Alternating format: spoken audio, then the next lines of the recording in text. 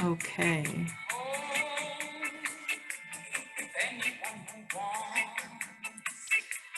So let us begin.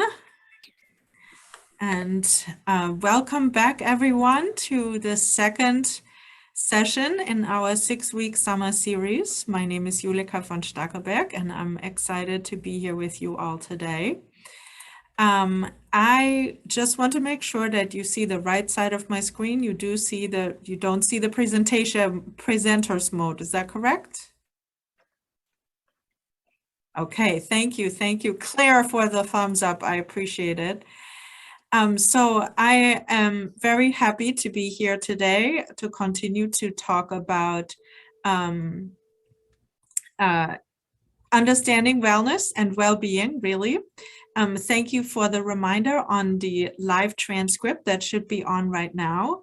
So you should be able to turn that off for yourself if you don't want to see it.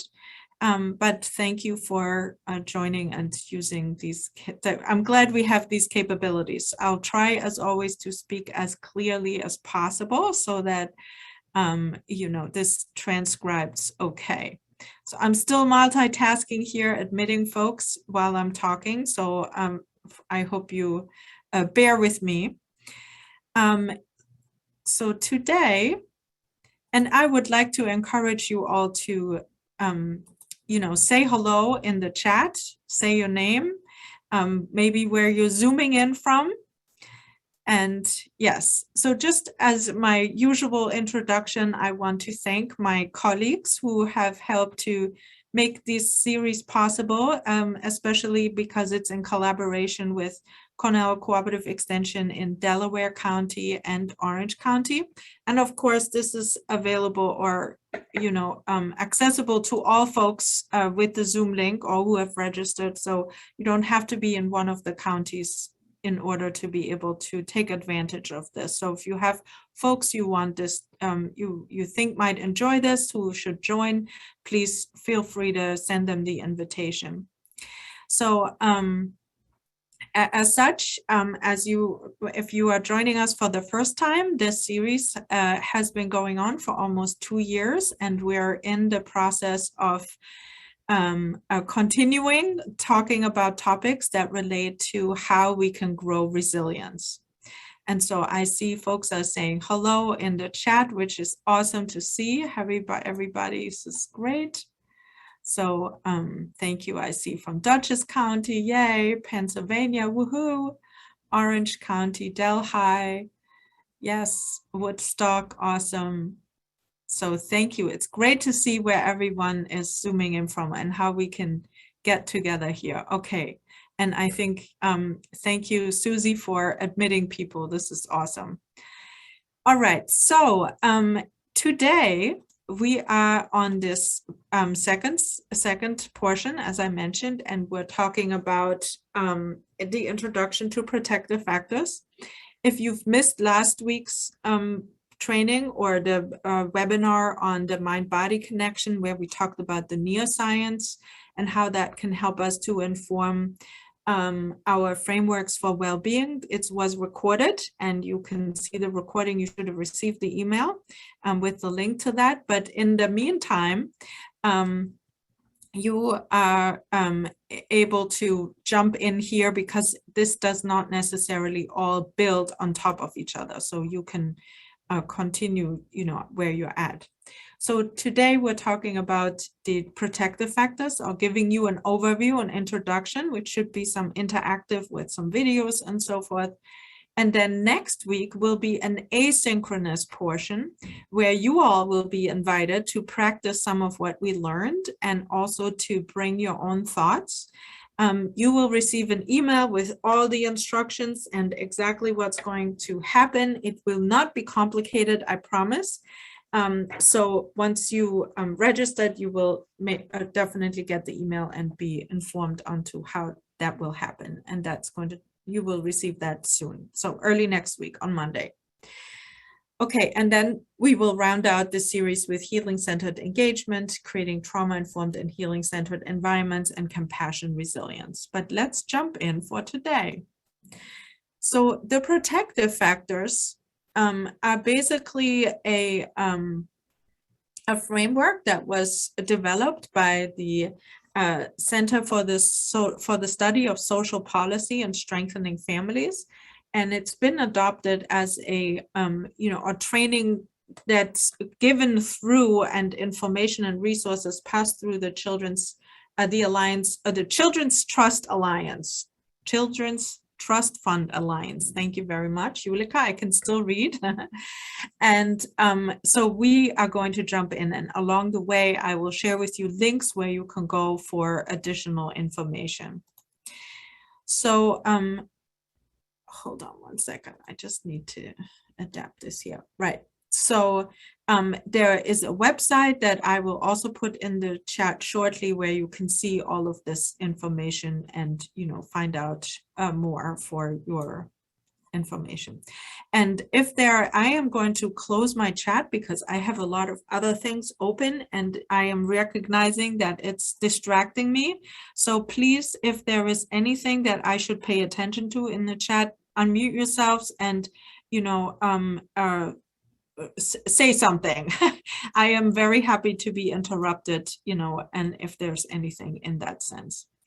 So I just want to say that this protective factor framework was introduced in 2003. And as I mentioned, by the Center for the Study of Social Policy, and it's research informed and strength-based, and really is designed to help prevent child abuse and neglect by focusing on the well-being of all families. So this is not just for families who might be considered in certain places at risk, but this is really for all families. Everyone can benefit from this. And just to add, the Doris Duke Charitable Foundation funded this original research, and that is now, shared through the Alliance for the Children's Trust Fund. So that, as I mentioned. Okay, so the goals of the Strengthening Families Protective Factor framework are 3 goals, basically.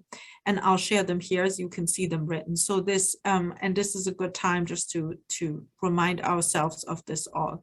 So this is to strengthen families, or that families are strengthened as a result of applying the protective factors. That we support optimal child development, and it reduces the likelihood, or we get reduced likelihood of child abuse and neglect. And so the key here is really to understand that the implementation of the protective factors is really a series of small but significant changes in our daily practices. So rather than a large-scale program modification that you do as a result of this, it's really these small but significant changes that make a really big difference. And I would love to one day tell you all my personal experience and how that has helped, but I really don't want to take up that time because there's a lot more important things to say. I can just tell you it's been life-changing even for myself. So so in this course, there's a list of 5 protective factors that help families get strong and prevent child abuse. And we will talk about some of the strategies and give you some overview and how that works. And I will also share an assessment or self-assessment tool that you can look at and explore in further ways. So as I mentioned, the question is, is this structure just for families who are so-called at risk? No, it is really a framework that can be used for everyone and that can make a big difference for everyone at any time. And this is also not something that we just use as an intervention when things happen, but this is, basically, a lifestyle, if you want to say it this way, that we incorporate some of these practices and strategies into our everyday lives in order to see, big changes in the end. So, I like this analogy of an airplane when you think about, how you go into a specific direction. And if you just make tiny changes in the direction, like incremental changes of 1%, 2%, or 3%, you changing the direction of your trajectory, you end up at a completely different destination, right? And it's not all at once that we go all the way and turn around, but it's really these incremental changes that make this big change. And I think this is a perfect analogy for the protective factors and how we can integrate them and help us. So is this just for early childhood, early childcare providers, or for early childhood in general? No, absolutely not. This is really designed to be used with anyone who works with children and families in any field. And I would like to add, and for any person who is a human being, because it is very much informed by the needs, by our needs, and the factors that contribute to our wellness. So if you were at last week's training or webinar, or you have a chance to see the recording, you will see that, you know, we talked about our nervous system and how that responds. And so this protective factor framework is really designed with that in mind, in a way that we are able to create these environments and approaches that help our nervous systems to, you know, regulate themselves. So just, you know, lastly to say that this, you know, this CSSP has developed materials that help to explain why building these protective factors are also useful in other disciplines. And so on that website that I'm going to be sharing, you will be able to see all of that as well. I just need to make sure I didn't forget. Okay, great. So let us start with, or continue, because we started already, with watching a brief video. So just bear with me as I get that going.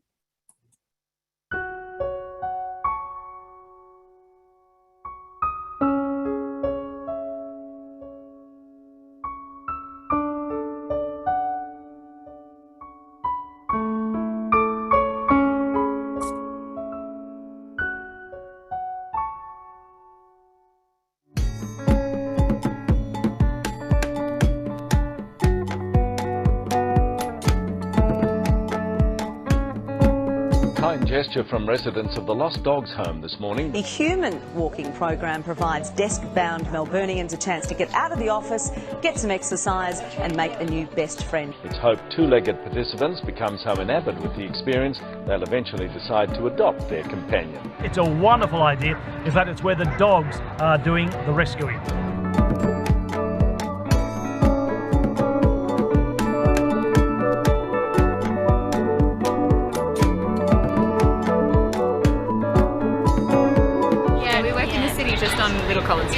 Well, the lawyers. Here's a fun way to pass the time during your lunch break by walking a dog. This is a great idea. The Lost Dogs Home is having a human walking program event. Encouraging office workers to get out from behind their desk, put those deadlines to one side, and get to know a dog that's up for adoption at the Lost Dogs Home. They're all exceptionally attractive dogs. I patted nearly every dog here. Yeah. I fell in love with a couple of them. Yeah, I wouldn't mind taking a couple of them home actually. Wish it was a weekly thing. Yeah, that would be really good. Yeah.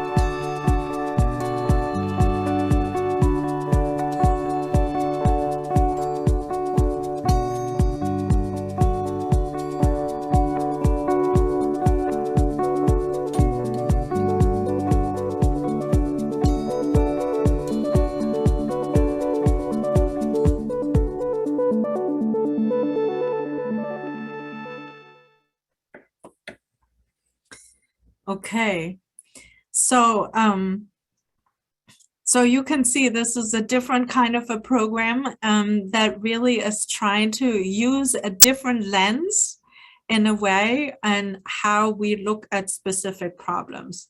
So I am curious, what are you taking from this? And I am going to read the chat now.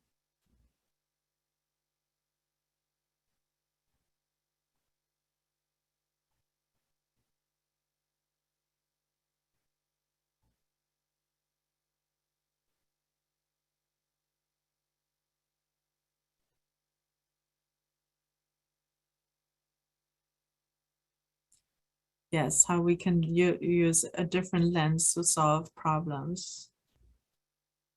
look at issues. Thank you.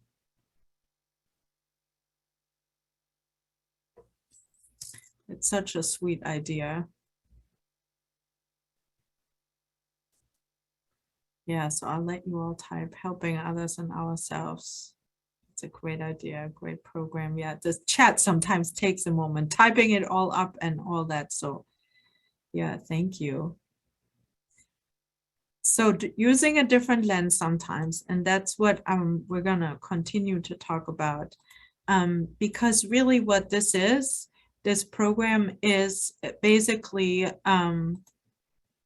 a strength-based way of, you know, how we look at things. So we and in this program, we really want you to consider this. You know, what we learn from being trauma informed is that we want to look at, you know, it's not about what happened to you. It's not about what's wrong with you. It's about what happened to you. And also here, looking at what is strong with you, as opposed to what is wrong with you, right? So this is this strength-based approach that we want to look at.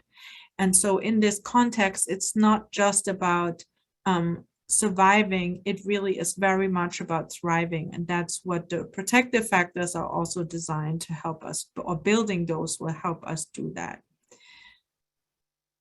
So I just want to go over very quickly ACEs, again, adverse childhood experiences, in order to put that into this context, you know. So there's different ways of how we can present this information, how we can talk about it. But there is, you know, 3 different types. So one, there is, you know, abuse, then there is neglect, and then there are household dysfunctions.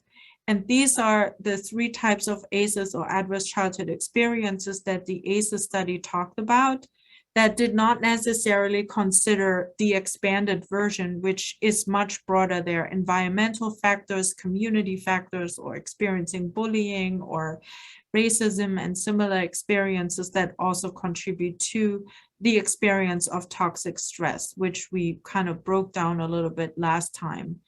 And so we know also that ACEs are incredibly prevalent. You know, this among these 17,000 participants in, you know, over 20 years ago in the study that took place, 26% had 1 ACE. And as you can see, you know, 16% had 2 ACEs, 9.5 had 3, and 12.4 had 4 ACEs. And what we also know about ACEs, that there is an accumulation, or an accumulative factor that increases then the risks for negative health outcomes. So the more adversities, the more toxic stress from different sources we experience, the greater the risk for adverse outcomes for our health and well-being. And so, and that really means that if you know, we are putting in place protective factors as buffers for the stress, you are reducing the impact of the adversities that sometimes are inevitable, right? So losing a caregiver sometimes, just by the fact that we are mortals, you know, we will, at least all of us, or most of us, will experience some kind of loss of a loved one at some point in our lives. And so that experience can be buffered. And so if that takes place in childhood, and there are, you know, buffers around, we are reducing, again, the risk for these potentially adverse effects, you know, that could be an outcome. So I am just going to, and now I can see, this was my fear. I apologize. I did copy all of the links that are in the slides in my own chat, so that I can share them with you. And I can see I'm unable to do that from the way that I'm presenting. So I promise you to send an email with all of the links, so that you can have access to those afterwards very easily. This way too, you're not going to click around somewhere else, and you're staying with me now, which I like, because I want you to take a look at this picture. So take a look, and now engage with me again, because this is a picture, and I want you to think about, first of all, you know, what are you noticing? And you can put that in the chat or you can unmute yourself.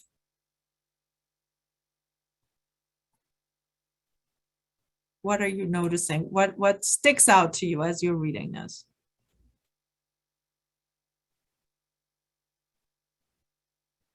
Or seeing the picture? A chaotic scene.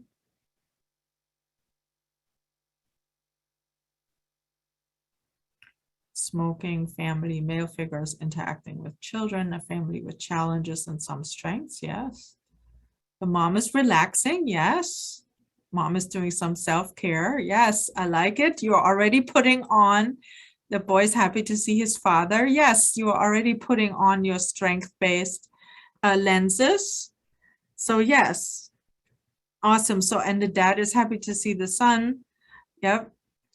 So yeah, so we have two things going on, right? So some of you are noticing that, you know, there's an open cat litter next to the food.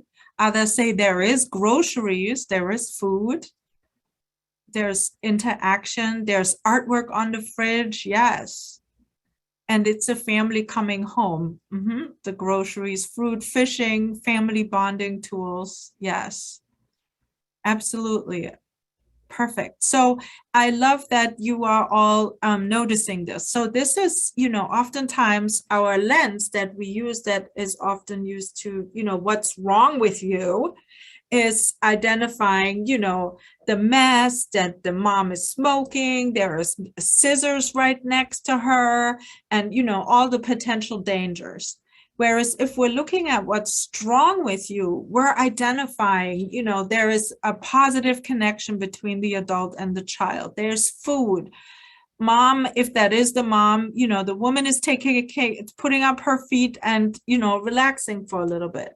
There is, you know, artwork that expresses that there is some, you know, creativity going on. There's a fishing rod and all that. So this is the way that, you know, is really one of the shifts that we want to look at things in this context here.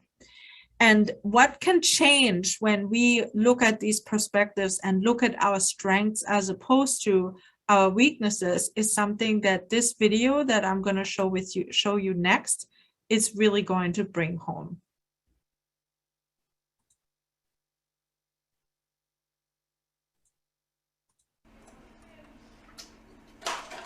Keystroke by keystroke, he types his latest masterpiece in an Oregon nursing home.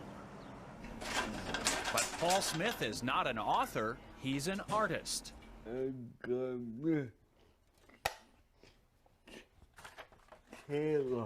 He was born with severe cerebral palsy, yet Paul Smith has created hundreds of works of art using a typewriter. You give me a typewriter, I can't even type 12 words a minute looking at my hands, okay? There's no way that I could come up with a picture like that.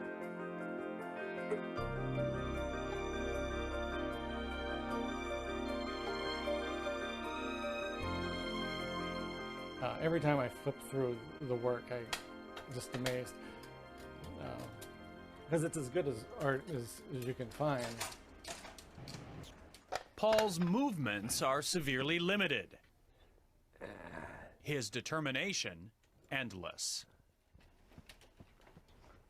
His disorder makes using a brush or pen impossible.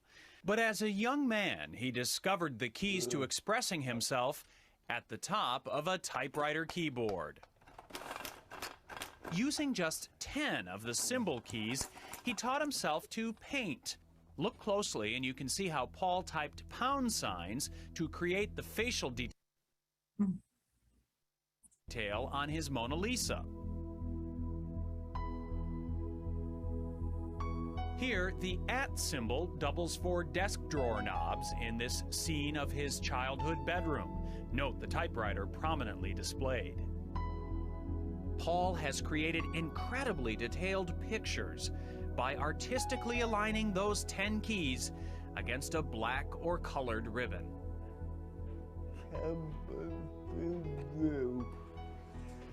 His joy in life is finding ways to be creative.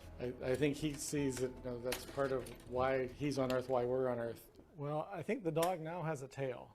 When someone says, "I could never do that," Paul answers, Places Paul's lived or visited are the inspiration for much of his art, some of which lines the hallway of Rosehaven Nursing Center. There's a lot of memories on this wall. Let's see, that's the ship you went to Bermuda on.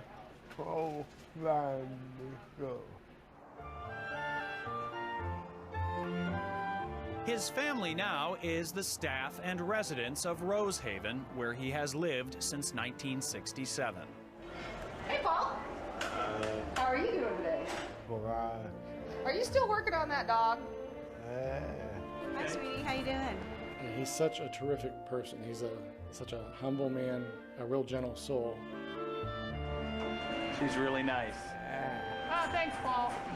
It's easy to be nice. Paul Smith would much rather brag about his friends at Rosehaven than about himself or his art. Hey, good guy. Hey, good guy. And those who know him say the same thing about Paul. The artist is even more inspiring than his art. It's wonderful to watch him work, and it's wonderful to enjoy his art, but not as good as it's enjoying him. Deeply religious, Paul says his artistic ability is a gift from God. His faith and something else keeps him going. Your finger. And with that finger for as long as he is able, this extraordinary man will continue creating his extraordinary art, one keystroke at a time.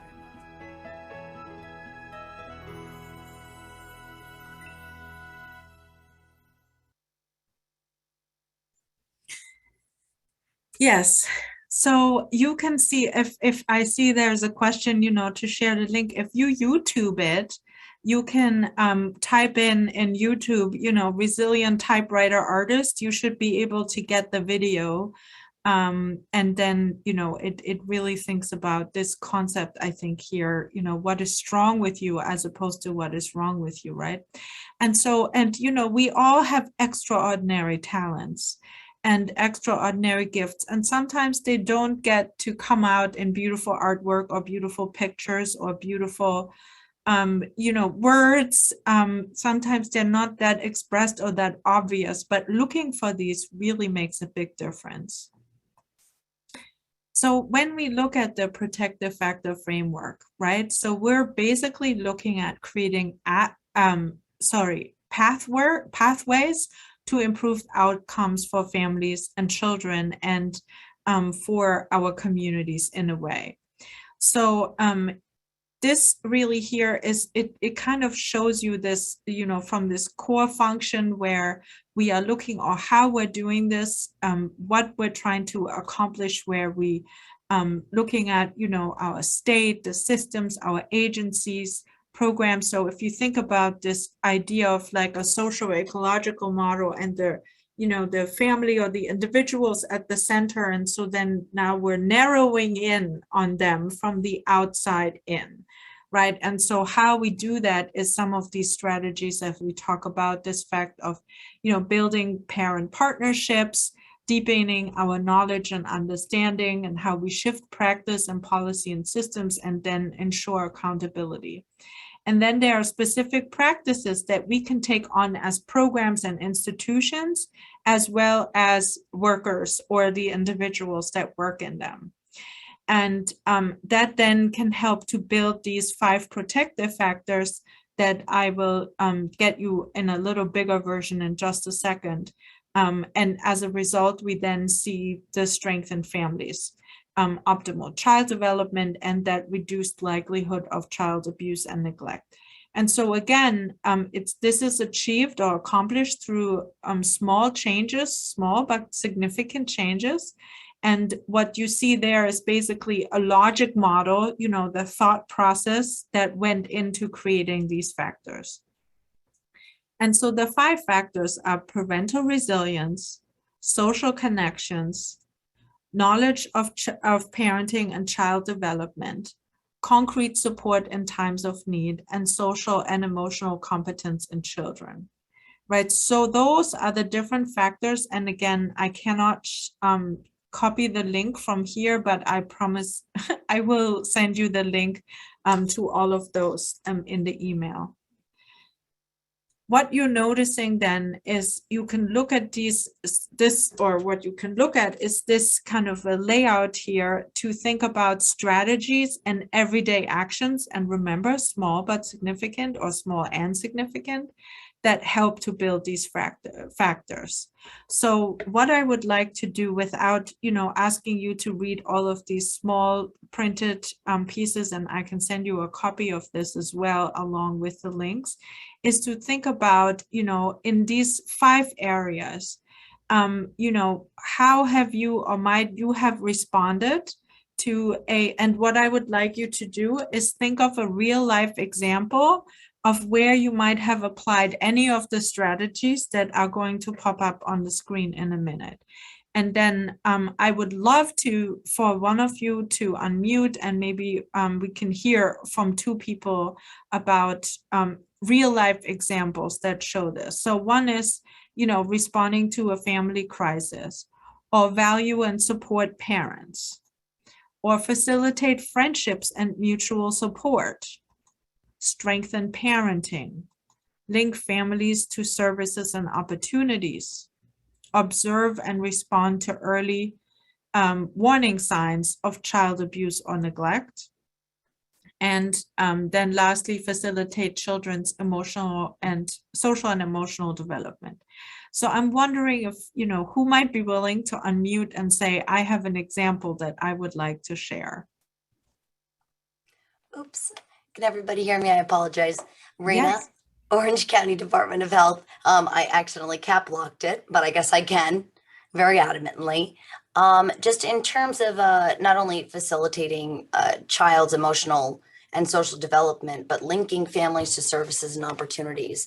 I came from the New York State Property Taxation Office, real property tax, and we got calls during COVID regarding every aspect of COVID and very little to do with property. So oftentimes people weren't asking, what do I do? They were asking how can I contact the Department of Health? How can I get to New York State? You guys are the only ones who are answering the phone.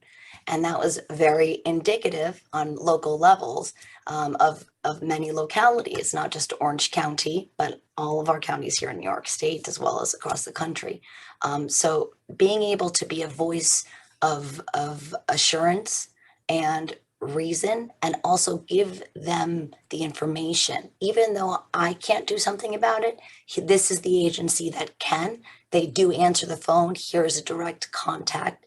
Even though wasn't in my job description as a tax specialist one, but it wasn't a part of the assumed responsibilities, given the changing environment and public health needs of our community, serving New York State and the residents of our localities, it was something that I felt it was an obligation implied in my job description as a public sector employee.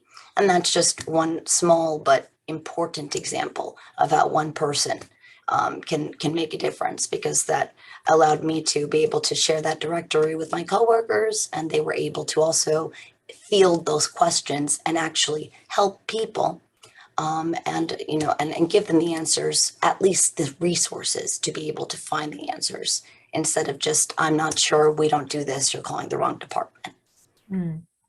Wonderful. Thank you. Yes, absolutely. Having resources ready and sharing them with your coworkers so families can access them from multiple answers. That's wonderful. Thank you so much, Raina.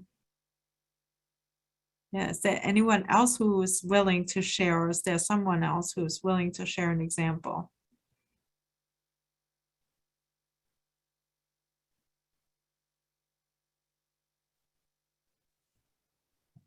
I think what the RAP program does at CCE does a lot of this linking. Obviously, we aren't like case management, but we compile resources and opportunities for our families who participate as we recognize and discuss with them, the ways in which they might need extra support. So that's a big part of what we do, is linking people to services and opportunities, valuing and supporting the caregivers as parents. And in our youth programming, we support their social and emotional development by fostering dialogues with the kids as they're, working on crafts or whatever it is, that activity that we're working on with them. Just kind of help model positive ways to communicate and to talk about differences and feelings. Yeah, thank you. And just for everyone, RAP program is the Relatives as Parents program, a program that provides is for kinship caregivers, family members who are caring for their relative children. Thank you. Yeah, great examples. So I appreciate it. And so we can do these things, in an ongoing basis, and to look at for yourself to kind of figure out how you might be doing some of these. There's this assessment tool for which you will receive the link to, and you can download this and information as well as the tools, the self-assessment that will basically give you an indication for, how you're doing and where might be some areas that you can further grow this a little bit. So, potential gaps. This is great. Okay, so one of the things that we want to think about too is that we want to avoid bias, right? So when we are supporting families, and we talk about this, so much in many of our programs, we want to be sure that we are coming from the strength-based, and that we are recognizing that we might have unconscious bias. So sometimes our own experiences or values, for example, could make us or keep us from recognizing and appreciating genuine strengths in families that are really different than our own might be. So, an example might be that, if your background and experiences have caused you to have reservations, for example, about childbearing out of marriage, or even about divorce, it may be difficult for you to see the strength in a family that is headed by a single parent, or that has, same-sex parents. So, and unless we recognize that we have that bias in us, it's really impossible or difficult to work with parents without judgment in a genuinely positive way. And so this is why it's important to think about that, and about, how we can do that, because the other parent will, the parent will definitely or is likely to pick up on it, right? So how do we look at those questions and think about, what is warranted to say, what is warranted to point out, how do we say things in a positive way that could really help them. Here's a great quote that I just want to read you. There's an idea. I often say you name it to tame it, but this is also you name it and claim it, but most importantly, you tame it, right? So when you name your own potential biases, then you can claim it, and you can also help to tame it. So consciously changing our lens to that strength-based approach is really what can also then become, in a way, contagious for the families, that they recognize their own strengths. So what we're going to do next is an activity where I am going to ask you to pick one of these scenarios that are popping up now. And there will be 4 in total. And I want you to think about which of these do you identify most with and why. So the first one is a single parent who's working 2 jobs, has no transportation, and does not bring his or her child to the center on time. A parent who just moved here to the city, appears to have an alcohol problem. Here, sorry, I need to give that to you too. appears to have an alcohol problem and has a child with special needs. An undocumented immigrant who works in construction jobs at night and has very limited English skills and has 3 children. Or a parent of 2 preschoolers who's in a wheelchair due to cerebral palsy and mobility issues, whose extended families lives far away. So what I want to ask you now is, why did you choose the person that you choose to identify with? And then secondly, was that a hard decision? And I am going to attempt to open 4 breakout rooms, and I want you to join one of the breakout rooms that associate, so they will be numbered 1, 2, 3, or 4. And I would like you to discuss in that breakout group what scenario you joined.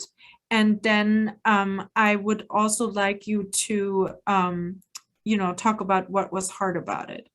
So you will see a number 1, 2, 3, or 4, and that represents the scenario here. And you will have 5 minutes until 12:47 to come back. So I'm going to create these rooms, and you can now self-assign, one of the rooms to join and discuss. And I will give you a warning to come back, or when to come back, a 1-minute warning before the room closes.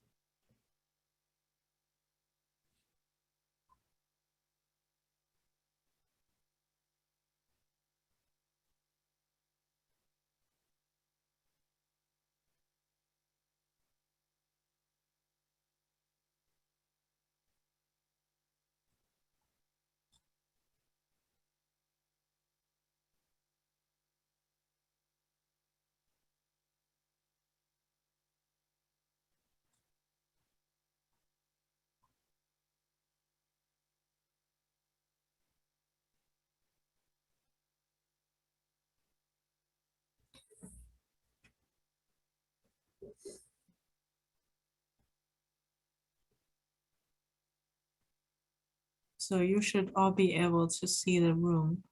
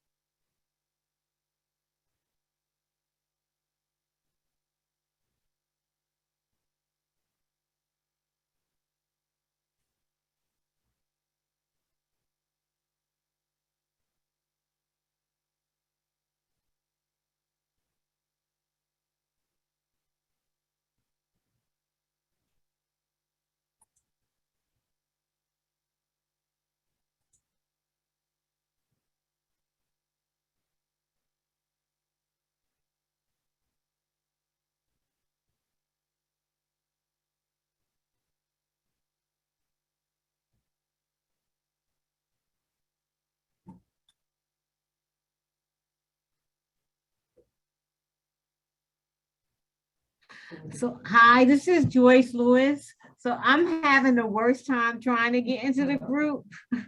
Ah, okay, I'm sorry. So we just closed the rooms. They will close in a few seconds. Okay, so And then next time. yes, next time, but thank you. Yeah, so Thank you. folks are just coming back. Thank you.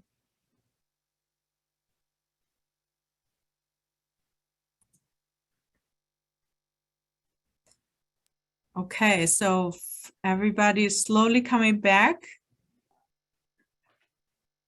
Okay, here we go. Yeah, welcome back.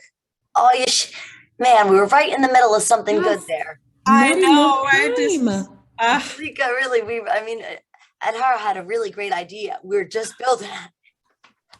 All right, so I hope that serves as an inspiration to stay connected and to continue to, you know, talk about these things. So we have time to hear from two people.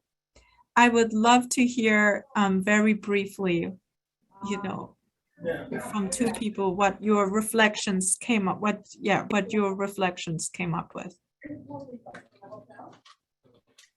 Well, we were from number 4, and we were saying that she needs a support system since her family is so far away. And also, she may need child care. Okay.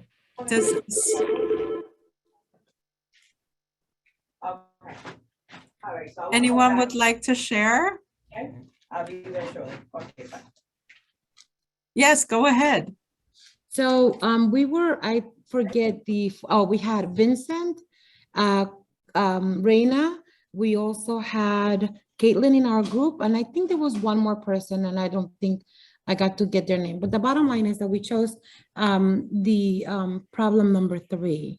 And the reason why we chose that is because I want to safely say that we all feel very adamant about these services being provided to immigrants and how difficult it is and the barriers that they face and by not receiving services. We talked about location, we talked about language barrier, we talked about also their fears.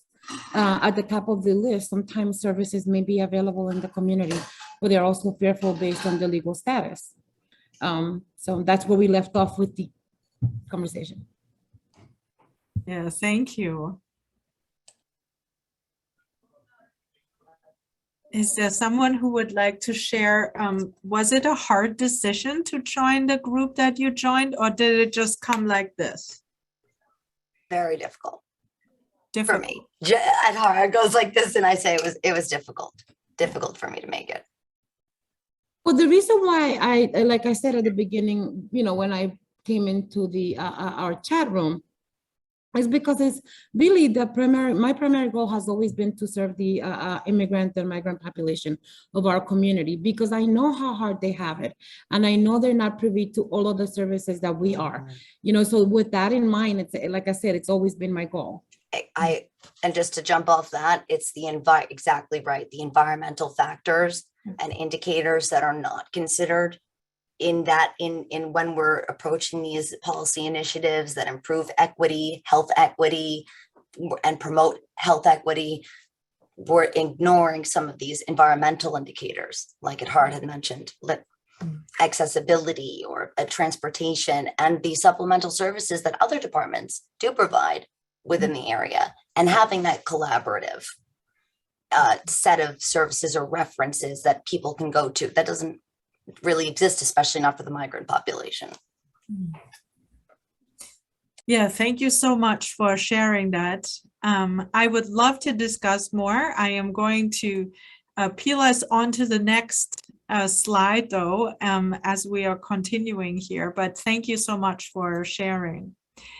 So in some ways, you know, when we look at our culture and family strengths, there's so much that we just know about each other that is really on top of the iceberg, right? There's so much on the deep culture that we don't necessarily see.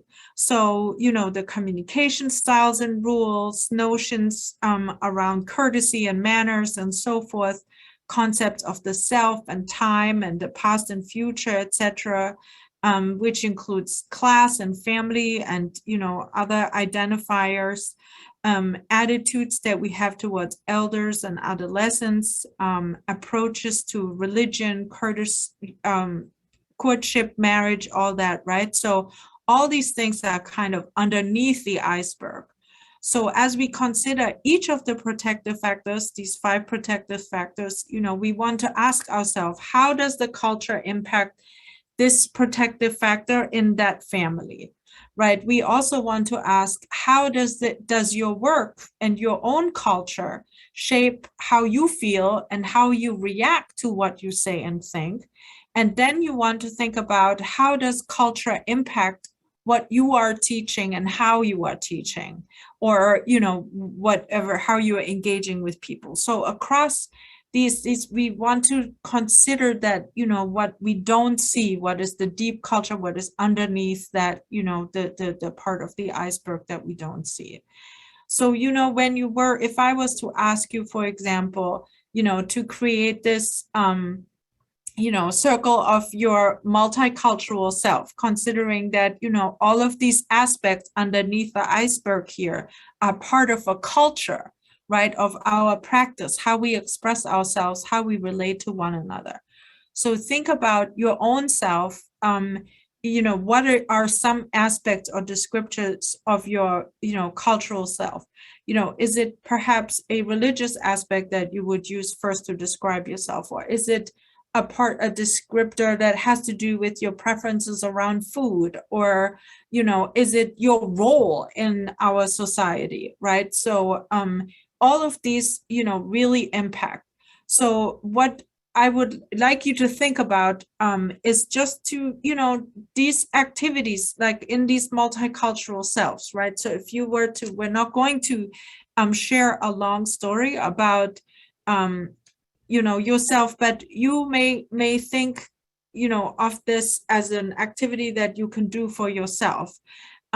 So, name, for example, in your head, a stereotype that you might think about could be associated with one of the descriptors that you filled in, right? And then think about it in the following sentence, right? I am a An, but I am not a or an, and that is that stereotype.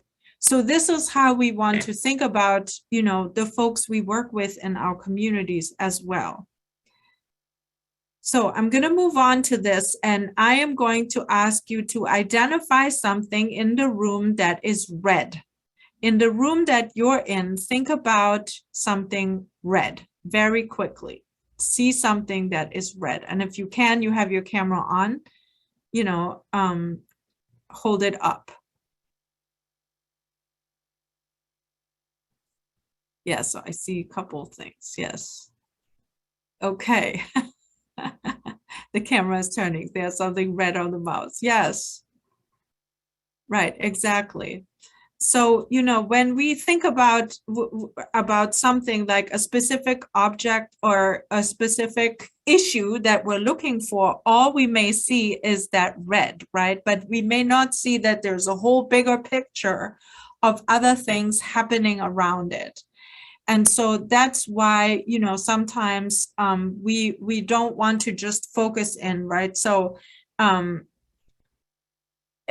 focus just in on that. We want to make sure we are thinking about the bigger picture and what else we're looking at when we're working, especially when we try to come up with, a strength-based approach, so to speak.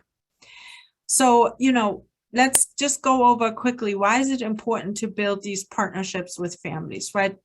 Families are the center of their children's lives.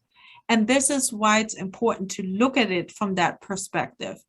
Highly involved families almost always double their positive odds for the children in education that promote, health and social development in some sense. And so why do we want to get parents involved? They believe that the issue is important to them and their families, and they also believe that they have something to contribute, and they believe they will be listened to and that their contributions are respected, and they believe that their participation will make a difference. So how do we get involved with parents and stay involved? You know, there are multiple opportunities for participations from small to large efforts. And remember, the small scale changes, small changes that can make a big difference. Families need to have sufficient notice when we involve them. Participation is facilitated by childcare, so we always want to ensure that we have childcare, dinner, transportation, some form of compensation or educational benefits. You know, I'm thinking too about, you know, how we can be creative around breaking these obstacles. We want to make sure that families feel that they're listened to and that their ideas are supported and respected. Families do not experience retribution because of their participation in the program, or when they're honest or talking about some of the challenges that they might be facing. And then, of course, we want to make sure participants have an impact and that they're are consciously and visibly appreciated for what they do. So when we think about this, you know, getting parents involved in these partnerships, we want to think about it in those protective factors. You know, what's hard about parenting? How can we be more welcoming in places for parents where families feel comfortable asking for help or advice? How can we reach out to and support families when they're overwhelmed or stressed or isolated? And how can we make it easier for parents to feel, you know, connected with each other? All those factors can help to support that. You know, and here's strength. We have the protective factor framework. We know strengthening families. What's the strength-based approach? We understand the importance of culture and how we express ourselves, and that too can serve as a protective factor when we feel connected to that. And then really understanding the critical role of parents that they play in the strengthening families and what partnerships and, you know, can we form, how do we do that, what we just talked about in these previous slides. So really putting this, you know, strength-based concept in real situations, you know, how do we do this? There are different perspectives that we can take. What are the activities? How can we have conversations? I want to inspire you to talk about this with your teams, wherever you have a team and whatever your team looks like. You know, think about how you might be able to implement this with families. And then really think about, you know, this protective factor framework as a way that benefits everyone and that doesn't just benefit one particular family or families at risk, but really everybody. And so as we're rounding this out, I want to show you one last video here that can kind of bring home what that looks like.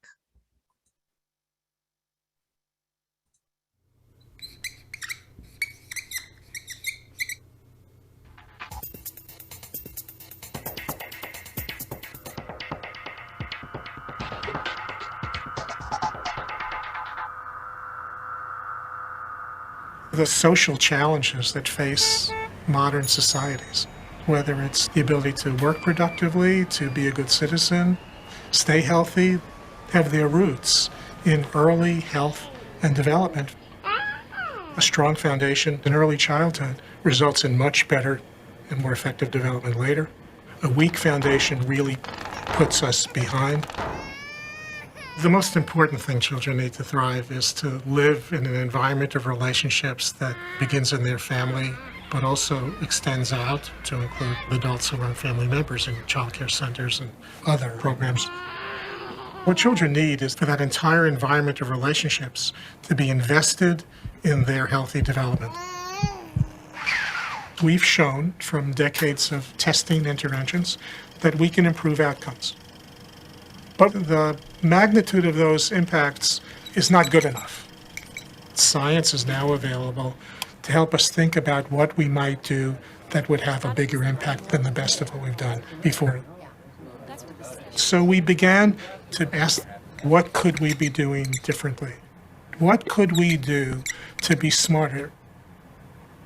Children who are at the greatest risk for the poorest outcomes in learning and health and behavior are children who experience a pileup, a cumulative burden of one after another of risk factors. And then the burden is more than any child could be expected to overcome. So we began to focus on the developed adults. What could we be doing to strengthen the capacity of everyone who interacts with children? This led us to think about the kinds of skills you need to diversity. These skills of focusing attention, planning, monitoring, delaying gratification, being able to solve problems, being able to work in teams, executive function and self-regulation. They're also the kind of skills you need to create a well-regulated home and school environment in which healthy development and learning can take place. And then brain science started to tell us that differences in those skills start to develop in infancy based on the environment kids live in. So how do those skills get built? Well, if you don't develop them early, how do you develop them later? Actually, you can build them later because the period of flexibility and plasticity for this part of the brain doesn't fully mature until age 25 to 30. And then the light bulb went on. The reason we're not getting a bigger impact is not because we don't know about how to influence development, but because we're giving information and advice to people who we need to do active skill building with. Skill building by coaching, by training, by practice, but we're not doing that. So we now have developed this theory of change that says we need to focus on the development of the adults who are important in kids' lives.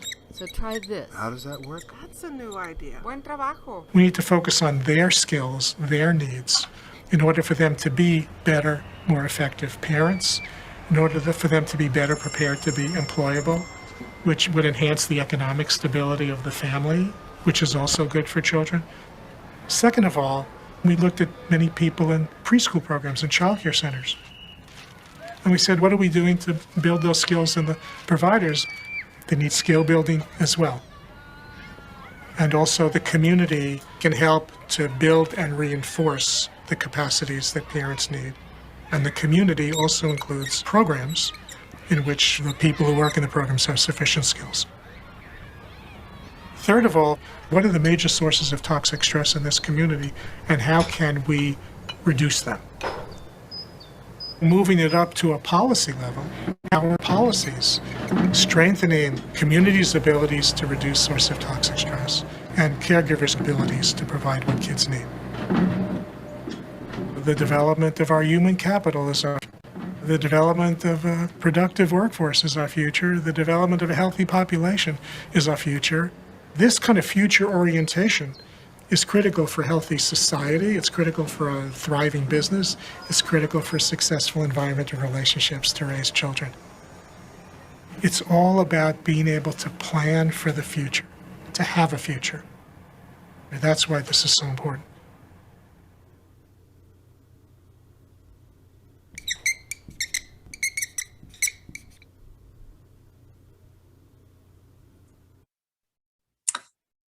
Very good. And that brings us a few minutes over time. And I really appreciate you sticking around. And perhaps you can just put in the chat one word of, something that stuck out to you or that you're taking away from here. This way we have one way of, just giving a quick feedback. I hope that you stay with us for this remainder of the series. We will be back in 2 weeks in not in person, but on a live webinar.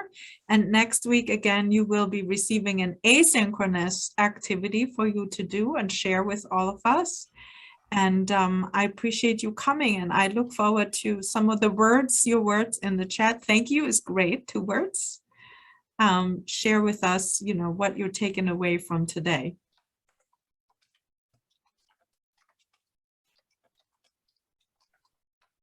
Yeah, I love that focus too. Wonderful.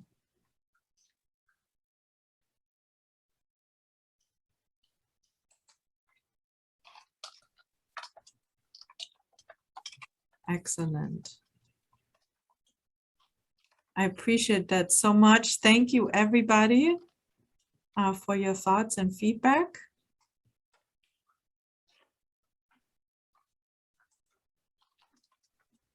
Yes. Wishing you a wonderful rest of your day. Thank you too.